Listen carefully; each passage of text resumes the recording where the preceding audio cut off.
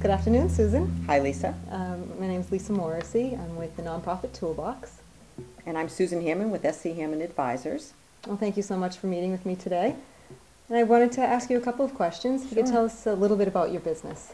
Basically, I help CEOs connect with information and people through advisory boards and better financial intelligence.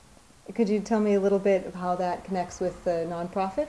Many nonprofits have boards of directors who have no idea how to use the financial information. So where financial intelligence comes in there is basically helping them to read the financials better, or to what I like to call the business story.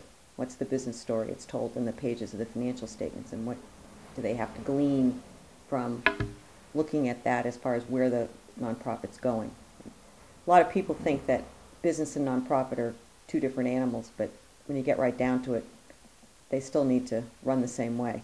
One's got a mission, to serve the public, and the other one has a mission to make money, but they still have to run their financials the same way. Okay, so they really are. They are, but okay. Until you work in both, most people don't understand that. Right. I think it's a whole new world.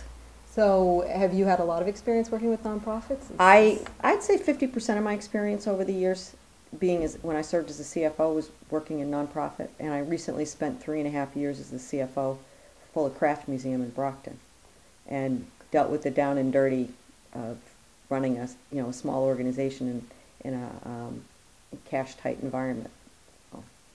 Key terms right, there right, for right now. Right. Can you share with us some of the positive trends you see in a successful nonprofit organization? Some of the positive trends are they will staff appropriately. They're not trying to get too lean and mean. They understand that the people need to be there in order to deliver the services or to provide the whatever products.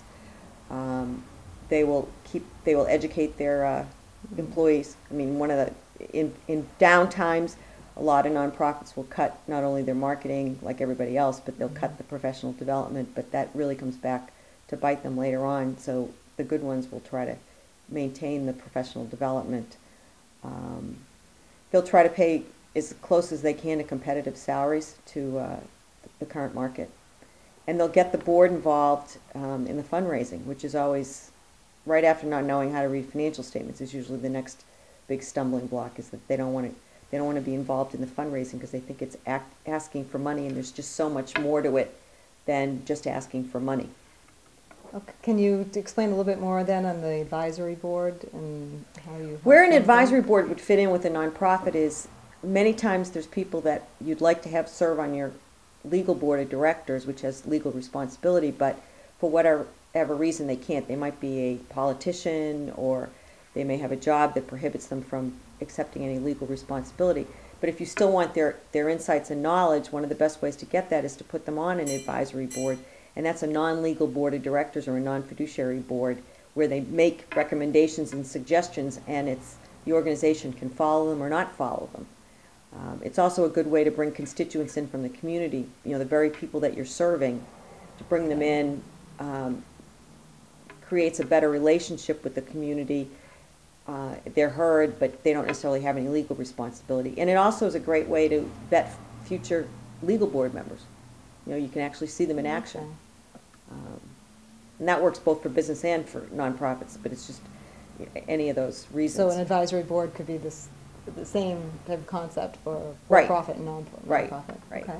Right. Now, do you have an upcoming book to release? I am in the process of completing a guide that will help organizations establish an advisory board, and it basically takes them through a 12-step process that I use with my own clients. I like to think of it kind of like the consultant instead of a consultant in a box, it's a consultant in a book. You basically get me, but it's in book form. And you can do it yourself. Obviously, it's going to be less expensive, and there's forms and questions to think about that will help you actually get through the process. And it takes time. It takes about 3 months to put a good advisory board together. But having spoken to a lot of CEOs that have just kind of slapped them together without much thought and then had to dissolve them and start all over again, I believe this process actually will help people to put a good advisory board together that where they'll have people on the board that are the right people, the right chemistry, the commitment to the organization, etc. Susan, can you give us the top 3 tips for any nonprofit should be looking for in terms of governance? They need to have a board that's committed to doing the work, which means that they need to figure out what kind of board they have. Some are strategic boards, which means they don't get their hands dirty, and others are working boards. So make that distinction that people are committed to do the work when it's necessary and that they'll step up to the plate. But prep them for it. You can't tell them that they're not going to have to do any work and then all of a sudden they're going to have to do work. Make sure you orient your new board members.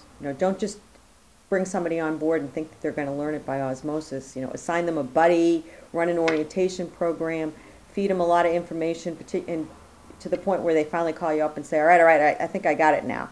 That type of thing. And educate them around the financial information. That is really key. It is the story of the organization. And if they can't read the financials, they're not going to know what the story is, both past and going forward. So they shouldn't assume that the board can, Right. all of each of its members can understand. Right. the There's an financial awful lot of guidelines. business people who can't read financial statements. Mhm. So to assume that just because they're a business person coming into a nonprofit board, that they can read the financial information, it doesn't follow. Is there anything else you'd like to share? To the general public, I just say this is a tough time for nonprofits. They usually are the first to get hurt in a bad economy, and they're the last to come back. And, I would encourage everybody to dig as deep as they can when the fundraising starts to see if they can support the organizations that they really believe in.